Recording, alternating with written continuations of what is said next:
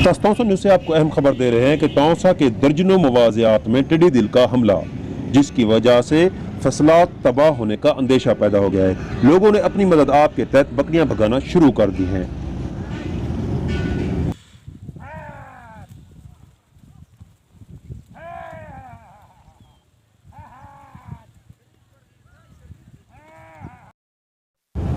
Taunsa news से अहम खबर के तौसा के दर्जनों मवाज़ियात में खड़ी फसलात पर टिड्डी दिल का हमला।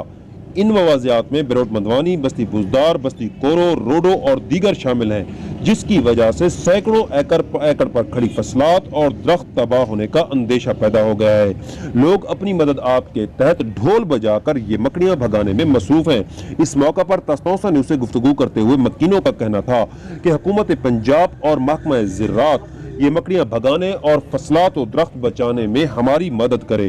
तौसा न्यूज़ से अहम खबर कि तौसा के मुतअद्दिद मवाज़ियात में खड़ी फसलात पर टिड्डी दिल का हमला। लोग अपनी मदद आपके तहत मकड़ियां भगाने में मसरूफ।